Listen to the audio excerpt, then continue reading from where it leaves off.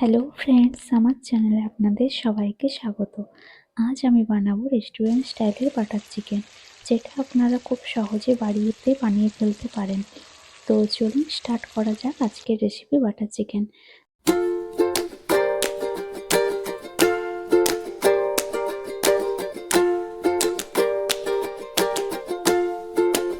Butter chicken বানানোর জন্য আমি এখানে সবার প্রথমেই চিকেন নিয়ে নিয়েছি বোনলেস অ্যান্ড উইথ বোন। তো আপনারা চাইলে এখানে বোনলেস চিকেনও নিতে পারেন। আমি এখানে দুটো মিক্স করে নিয়েছি। তো চিকেনটাকে ফার্স্টে ম্যারিনেট করার জন্য আমি ফার্স্টে একটি বড় লেবু দিয়ে দিলাম। লেবুটা দেওয়ার পরে আমি এখানে দিয়ে দিচ্ছি আদা রসুন পেস্ট। 2 চামচ আদা রসুন পেস্ট দিয়ে দিয়েছি। আপনারা যে যেমন চিকেন নেবেন সেই অনুযায়ী মাপ করে দেবেন।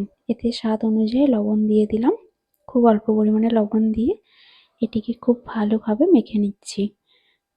ভালোভাবে মাখিয়ে নিলে চিকেনের মধ্যে মশলাগুলো ঢুকে যাবে, তো পরে ওটা ভালো টেস্ট আসবে। সব চিকেনগুলোর মধ্যে মশলা ভালোভাবে মিক্স হয়ে যাবে। তো এখানে পরের ম্যারিনেটের জন্য আমি এখানে টক দই ঝরতে রেখে দিয়েছিলাম। তো একটি পাত্রে আমি এখানে সরষের তেল, টক দই নিয়ে নিয়েছি, ঝরানো টক দইটা। তো তার মধ্যে আমি এখানে লঙ্কা গুঁড়ো অ্যাড করে দিয়েছি কালারের জন্য। তো তেলের মধ্যে এরকম লঙ্কা গুঁড়ো দিয়ে করলে খুবই ভালো কালার আসে।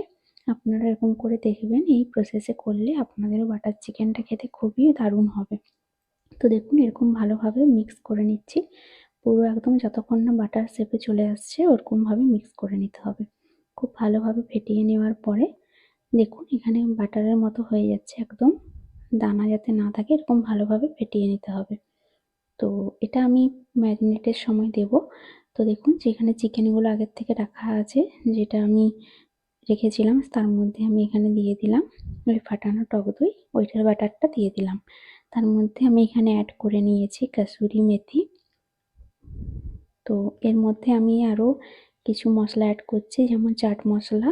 চাট মশলা অ্যাড করার পর এখানে চিকেন তন্দুরি মশলা অ্যাড করে দিলাম, যেটি আপনারা চিকেন টিক্কা মশলাও অ্যাড করতে পারেন। আমি এখানে তন্দুরি মশলা অ্যাড করেছি, এটা আবার টেস্টটাকে খুব বাড়িয়ে তুলবে। তো এর মধ্যে আমি মশলাগুলো অ্যাড করার পর এখানে দিয়ে দিলাম অল্প পরিমাণে বিট লবণ। বিট লবণ দেওয়ার পরে স্বাদ অনুযায়ী দেবেন। তার মধ্যে আমি খুব ভালোভাবে এগুলোকে মিক্স করে নিচ্ছি। খুব ভালোভাবে মিক্স করবেন যাতে সব চিকেনগুলোর মধ্যে মশলাগুলো ঢুকে যায়। খুব ভালোভাবে মিক্স করে নেওয়ার পর এটাকে আমি ফ্রিজের মধ্যে 2 থেকে 3 ঘন্টা সেট হওয়ার জন্য রেখে দিয়েছি। দেখুন খুব ভালোভাবে সেট হয়ে গেছে। এরপরে বাটার চিকেনের বাটারটা রেডি করে নেব।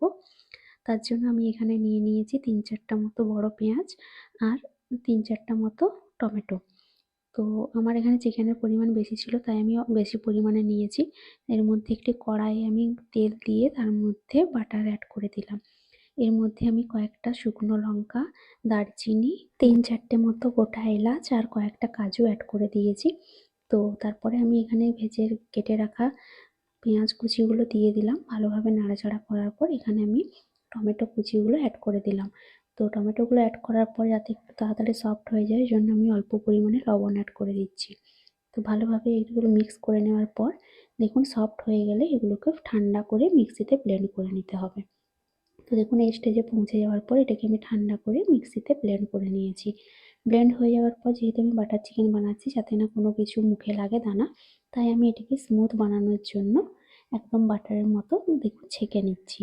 তো ছেঁকে নিলে দেখুন বাটার চিকেনে খুব স্বাদটা আরও বেড়ে যায়। তো স্মুথ ভাবটা আসে। তো দেখুন এখানে আমি কড়ায় তেল দিয়ে ম্যারিনেট করা চিকেনগুলো এক এক করে ছেড়ে দিচ্ছি। তো এরকম ভালোভাবে আস্তে আস্তে করে দিয়ে দিতে হবে। আপনারা চাইলে তাওয়ায়ও করতে পারেন, আমি এখানে কড়াইয়ে করেছি। তো দেখুন ভালোভাবে ভাজা হয়ে যাচ্ছে, এরকমভাবে ভালোভাবে ভাজতে হবে। একটু এরকম স্টেজে পৌঁছে গেলে, লাল লাল হয়ে গেলে তখন বুঝবেন ভাজা হয়ে গেছে। তো এরকমভাবে ভেজে নিলে তারপরে এগুলোকে উঠিয়ে রেখে দিতে হবে। তারপর আমি বাটার চিকেনটা বানানোর জন্য এখানে অল্প পরিমাণে দিয়ে দিলাম সাদা তেল, একটু বাটার। তো বাটারটাকে একটু মেল্ট হয়ে যাওয়ার পর এখানে আমি দিয়ে দিচ্ছি কাশ্মীরি লাল মির্চ, এটি আরও কালারটাকে বড় বাড়িয়ে তুলবে। তো এর মধ্যে আমি এখানে অ্যাড করে দিলাম একটু আদা রসুন পেস্ট। তো এটিকে ভালোভাবে একটু ভেজে নেওয়ার পর এখানে দেখুন একটু মশলাটা কষা কষা হয়ে গেলে যে বাটারটা আমি ছেঁকে রেখেছিলাম সেটাকে আমি অ্যাড করে দিলাম। এটি ভালোভাবে মিশিয়ে নিলাম। মিক্স করে নেওয়ার পর দেখুন একটু একটু 2 থেকে 3 মিনিট পর্যন্ত ভালোভাবে মিক্স করে নিচ্ছি। তো 3 থেকে 4 মিনিট হয়ে যাওয়ার পর এটার মধ্যে আমি চিকেনগুলো অ্যাড করে নিলাম, যেগুলো ভেজে রেখেছিলাম। চিকেনগুলো অ্যাড করে দেওয়ার পর দেখুন ভালোভাবে মিক্স করে নিচ্ছি। দেখতে পাচ্ছেন কালারটা খুবই সুন্দর এসছে, পুরো রেস্টুরেন্টের মতো। এই প্রসেসে আপনারা যদি বানান খুব দেখবেন দেখতেও যতটা সুন্দর, খেতেও খুব ততটাই সুন্দর হবে। এর মধ্যে আমি স্বাদের জন্য অল্প পরিমাণ চিনি অ্যাড করে দিলাম। তো দেখুন 2 থেকে 3 মিনিট এরকম ফুটে যাওয়ার পর একটু মিক্স করে নেওয়ার পর এখানে আমি অ্যাড করে দিচ্ছি টমেটো সস। টমেটো সসটা অ্যাড করে দেওয়ার পর স্বাদ বাড়ানোর জন্য দিয়েছি। খুব ভালোভাবে মিক্স করে নেওয়ার পর দেখুন আমাদের বাটার চিকেন একদম রেডি হয়ে গেছে। তো এর মধ্যে আমি আরেকটু অল্প পরিমাণে কাসুরি মেথি অ্যাড করে দিলাম। কাসুরি মেথি অ্যাড করার পর আমি এখানে দিয়ে দিচ্ছি আরও অল্প পরিমাণে বাটার। বাটার দিয়ে দেওয়ার পর আমি এখানে অল্প পরিমাণে ফ্রেশ ক্রিম উপর থেকে ছড়িয়ে দিচ্ছি। ফ্রেশ ক্রিমটা দেওয়ার পর দেখুন এখানে যদি আপনাদের ফ্রেশ ক্রিম না থাকে আপনারা এর বদলে মালাইও অ্যাড করতে পারেন। তো আমাদের বাটার চিকেন একদম রেডি হয়ে গেছে। এটি সার্ভ করার জন্য আমি এখানে দিয়ে দিচ্ছি ধনেপাতা কুচি, উপর থেকে আরেকটু ফ্রেশ ক্রিম ছড়িয়ে দিচ্ছি। এটা দেখতে যতটাই সুন্দর, খেতেও ততটাই সুন্দর।